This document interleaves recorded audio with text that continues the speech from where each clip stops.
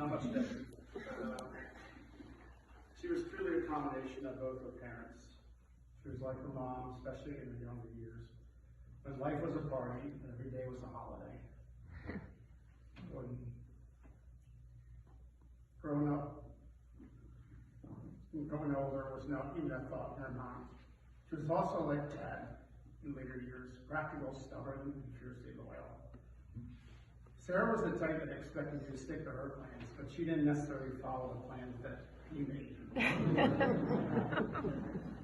As we know, Sarah loved all holidays, and she got that honest. Holidays were a time of good food, desserts, music, dancing, and celebrating with family and friends. Good at times, Aunt Mary used to say. Aunt Mary used to look forward to their visits, but she said she had a headache after they left. Sarah and her mom made quite a team. During the summer, before she was old enough to drive, the two of them would plan their day, getting down to the sheep hole for hours of swimming, and then walking or getting a ride for ice cream, soda, or whatever they had money for at the store. Then, within an hour of Uncle Bill getting home from work, they would scramble to finish whatever he had on their daily to-do list. And it usually wasn't done to his liking. When Sarah learned to drive and got her license, it opened up new doors for her and her mom.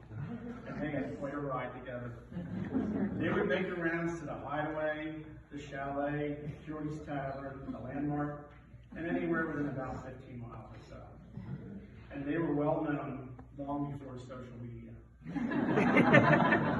They would plan impromptu parties and shove the furniture to the side in the dining room, pull up the rug, and start the dancing with whoever they could get a hold of.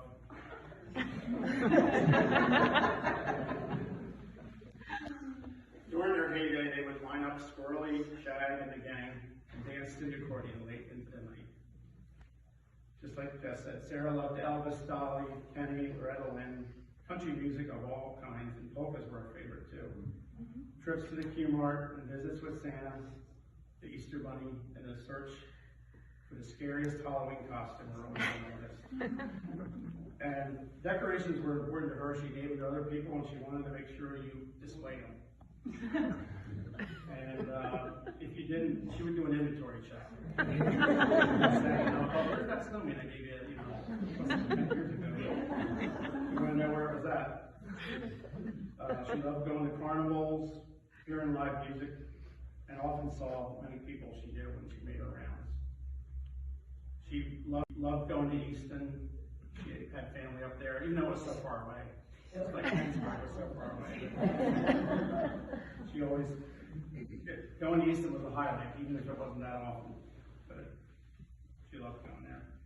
Fast forward to the year 2000, and her mom passed away, which meant Sarah had to get reacquainted with her dad, whom she eventually cared for at home until his passing.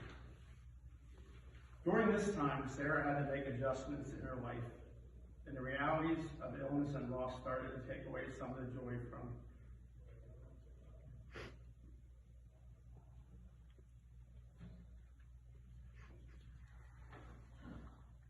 her younger years.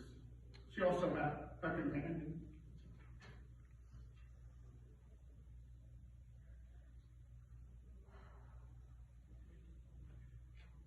Named Jim, who she cared for him until his passing.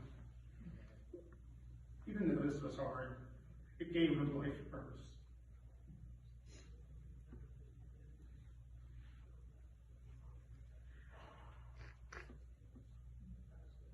The last 10 years or so were hard and lonely for Sarah.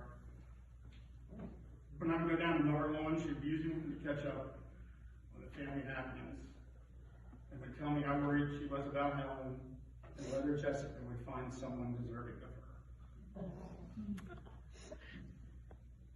Many people measure themselves to the expectations of others and of the world.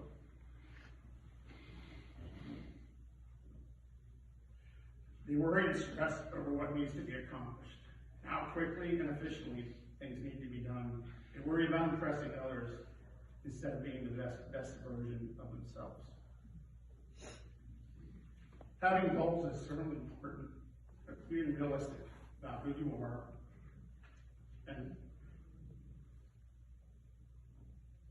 how you treat others is what matters at the end of the day and at the end of your life. Sarah did not leave a great list of accomplishments, but she accomplished what was important to her. She had a pure heart and soul. She definitely had